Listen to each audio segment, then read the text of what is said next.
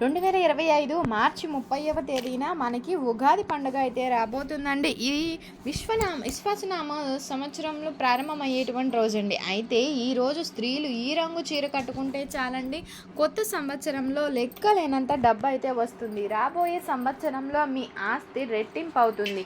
భర్తకు డబ్బే డబ్బు, మీ జీవితం కూడా అద్భుతంగా మారిపోతుందండి. మన హిందూ మతంలో ఉగాదికి ఎంతో ప్రాముఖ్యత అయితే ఉంది కదా. ఈరోజు ఉదయాన్నే లేచి స్నానం చేసుకుని శుచిగా ఉండే కొత్త దుస్తులను ధరించి పూజ చేసుకొని ఉగాది పచ్చడిని స్వీకరిస్తారు. చైత్ర శుద్ధ పాడ్యమి రోజునే ఈ ఉగాది పండుగను మనం జరుపుకోవడం అయితే జరుగుతుంది. ఉగాది రోజు తప్పనిసరిగా కొత్త బట్టలను ధరించాలని చెప్పేసి శాస్త్రం అయితే తెలియజేస్తుంది. ఉగాది రోజు కొత్త బట్టలను ధరించినట్లయితే సంవత్సరం అంతా కూడా మనకి అంతా మంచిగా ఉంటుందని చెప్పేసి పురాణాలలో చెప్పడం జరుగుతుందండి. అందుకే ఉగాది రోజున కొత్త బట్టలు ధరిస్తారు. ప్రత్యేకించి ఈ సంవత్సరం ఉగాది రోజున స్త్రీలు ఈ రంగులో ఉండేటువంటి దుస్తులు ధరించితే చాలండి, సంవత్సరం అంతా కూడా మనకి బాగుంటుంది. సంవత్సరం అంతా కూడా లక్ష్మీదేవి యొక్క అనుగ్రహం మనకి కలుగుతుందని, జీవిత జాతకం మారిపోతుందని, అష్టైశ్వర్యాలు సిద్ధిస్తాయని జ్యోతిష్యులు అయితే తెలియజేయడం జరుగుతుందండి. అంతేకాదు స్త్రీలు ఈరోజు ఈ రంగు దుస్తులను కనుక ధరించినట్లయితే ఇంటిల్లపాది సంవత్సరం అంతా కూడా రాజయోగం అయితే పడుతుంది. పట్టిందల్లా బంగారంగా మారుతుంది. భర్త యొక్క సంపాదన కూడా విపరీతంగా పెరుగుతుంది. దీర్ఘసుమంగళ యోగం అయితే ఏర్పడుతుంది. మీ కష్టాలు, బాధలు, సమస్యలు అన్నీ కూడా తొలగిపోతాయండి. రాబోయే సంవత్సరంలో మీకు సంతోషంగా మీరు జీవించగలుగుతారు. సకలైశ్వర్యాలు మీకు సిద్ధిస్తాయి. మరి ఇంతకీ ఉగాది రోజున మనం ఏ రంగు దుస్తులను ధరించాలండి అనేటువంటి విషయాన్ని ఇప్పుడు మనం ఈ వీడియోలో వివరంగా తెలుసుకుందామండి. మీకు కనుక వీడియో నచ్చినట్లయితే లైక్ చేయండి అండ్ మీరు వీడియోని స్కిప్ చేయకోకుండా చివరి వరకు కూడా చూడండి. అండ్ కొత్తగా వాచ్ చేస్తే సబ్స్క్రైబ్ చేయడం మర్చిపోకండి. అండ్ మనకి ఏంటంటే ఈ తెలుగు ప్రజలు ఎంతో ఘనంగా జరుపుకుంటారండి ఈ ఉగాది పండుగని. అయితే ఈ ఉగాది పండుగ మనకి ప్రతి సంవత్సరం చైత్ర శుద్ధ పాడ్యమి రోజున అయితే చేసుకుంటుంటాం. కొత్త యుగానికి ఆది కాబట్టి ఉగాది అంటారు. ఉగాది అంటే యుగ ప్లస్ ఆది అంటే ప్రపంచం యొక్క జన్మాయుషులకు మొదటి రోజు అన్నమాట. అంటే సృష్టి ప్రారంభానికి సూచికగా చెప్తారు. యుగం అనే జత అనే అర్థం కూడా ఉందంటే కలిపితేనే కదా సంవత్సరంలో ఉండి తెలుగు వారికి నూతన సంవత్సరం అనేది మనకి స్టార్ట్ అవుతుంది. అది తెలుగు వారి యొక్క మొదటి పండుగ. ఈ ఉగాది రోజున కొత్తగా మనం పనులు అయితే చేస్తారండి. ఈరోజు ఉదయాన్నే నిద్రలేచి తలస్నానాలు చేసి కొత్త బట్టలు ధరిస్తారు. తలస్నానం చేసుకుని కొత్త బట్టలు వేసుకుని ఉగాది పచ్చడితో కొత్త పనులు అయితే స్టార్ట్ చేస్తారు.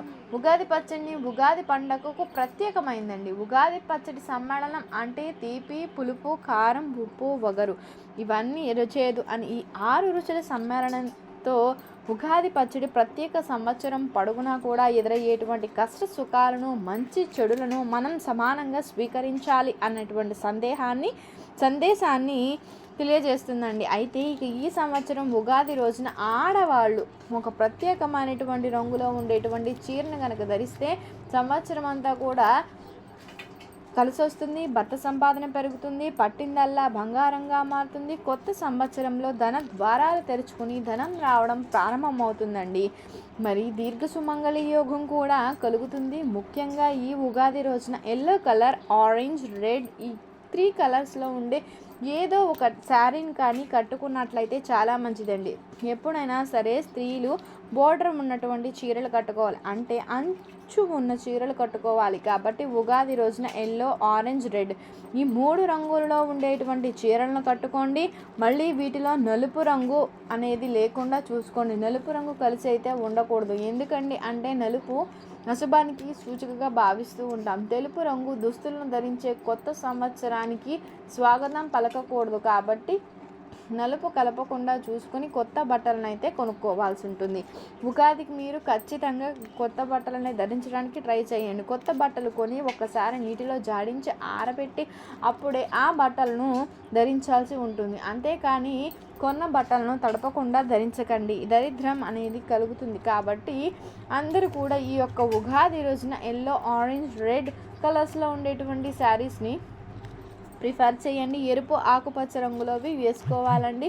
అంతేకాని వేరే గొంజులు కూడా వేరే రంగు గాజులు కూడా వేసుకోవద్దు. కేవలం చీరలన్నీ కాదండి, డ్రెస్సెస్ లంగా ఓణీలు వేసుకునేటువంటి వాళ్ళు కూడా ఆ రంగులో ఉండేవి వేసుకున్నట్లయితే సంవత్సరం అంతా కూడా మనకి బాగా కలిసి వస్తుంది. అంతేకాదండి, ఈ కలర్ అనేది కేవలం స్త్రీలకు మాత్రమే కాదండి, పురుషులు పిల్లలు పెద్దలకి అందరికీ కూడా వర్తిస్తుందండి. అంటే మగవాళ్ళు మగ పిల్లలు పెద్దలు ఆడవాళ్ళు పిల్లలు పెద్దలు అందరూ కూడా ఈ ఉగాది రోజున ఈ రంగులో ఉండేటువంటి దుస్తులను అయితే ధరించండి.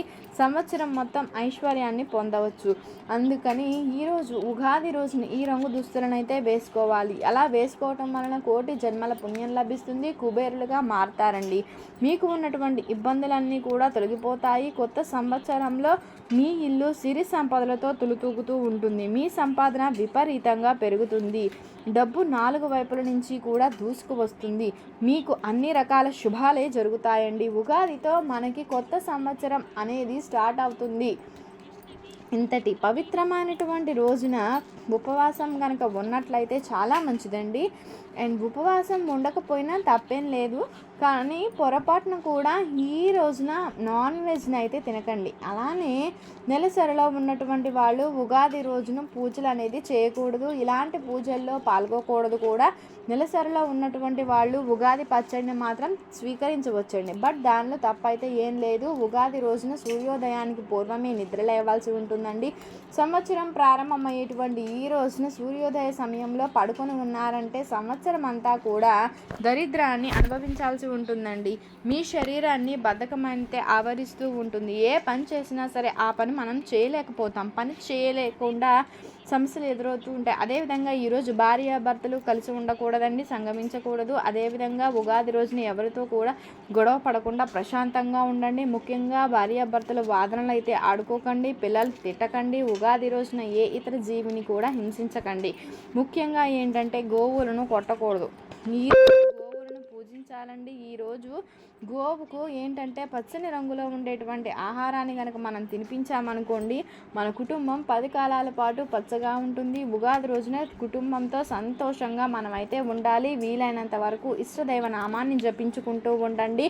అదేవిధంగా ఉగాది రోజున ఆడవాళ్ళు ఏదైనా సరే గుడికి వెళ్ళినప్పుడు జుట్టు విరబోసుకొని వెళ్తూ ఉంటారు, కానీ అలా చేయకండి. చక్కగా జడ వేసుకొని వెళ్ళండి. ఈరోజు స్నానం చేయకోకుండా అపరిశుభ్రంగా కనుక ఉన్నట్లయితే మహాపాపం అయితే మూట కట్టుకున్న వాళ్ళం అవుతాము. ఉగాది రోజున తప్పకుండా కూడా ఈ నియమాలను అయితే పాటించాల్సి ఉంటుంది. అంతేకాదండి, ఉగాది రోజున సూర్యోదయానికి పూర్వమే మనం నిద్రలేచి స్నానాది కార్యక్రమాలు చేసుకుని స్టవ్ని అంతా క్లీన్ చేసుకుని కుంకుమలతో బొట్లు పెట్టుకుని పసుపు రాసి కుంకుమలతో బొట్లు పెట్టుకుని గంధంతో కూడా అందంగా అలంకరించే పుష్పాన్ని స్టవ్ దగ్గర అయితే పెట్టుకోవాల్సి ఉంటుంది. ఆ తర్వాత వంట కార్యక్రమాలను మొదలు పెట్టుకోవాలి. కాబట్టి ప్రతి ఒక్కరు కూడా ఉగాది రోజున ఈ నియమాలను తప్పకుండా పాటించాలి. ఉగాది రోజు తెలియక ఈ పొరపాట్లు కనుక చేసినట్లయితే సంవత్సరం అంతా కూడా అదేవిధంగా అంతే ఇబ్బందిగా ఉంటుందండి. అదేవిధంగా ఉగాది రోజున గుమ్మాన్ని చక్కగా శుభ్రంగా నీటితో చక్కగా కడుక్కొని పసుపు రాసి కుంకుమ బొట్లు పెట్టేసుకొని బియ్యం పిండితో బొట్లు పెట్టుకొని చక్కగా ఎర్రని పువ్వులతో గుమ్మాన్ని అయితే అలంకరించుకోవాల్సి ఉంటుంది. గుమ్మానికి 2 వైపులా కూడా ఎర్రని పుష్పాలను అయితే ఉంచాలి. అదేవిధంగా గుమ్మానికి మామిడి తోరణాలను కూడా కట్టుకోవాల్సి ఉంటుంది. మామిడి తోరణాలతో పాటు గుమ్మానికి వేప ఆకులను కూడా గుమ్మానికి 2 వైపులా ఉంచాల్సి ఉంటుందండి.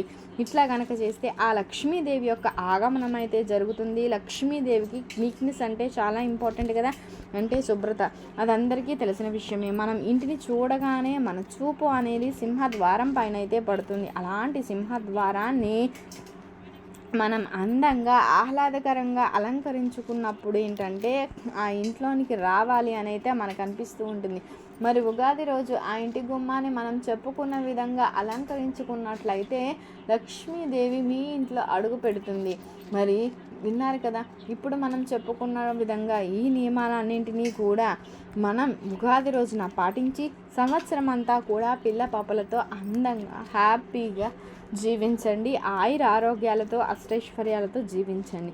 మీకు కనుక ఈ వీడియో నచ్చినట్లయితే లైక్ చేయండి, షేర్ చేయండి, సబ్స్క్రైబ్ చేయడం మర్చిపోకండి. కొత్తగా వాచ్ చేస్తున్నట్లయితే మీ సపోర్ట్ అనేది చాలా ఇంపార్టెంట్ అండి నాకు. Thank you for watching. Thank you.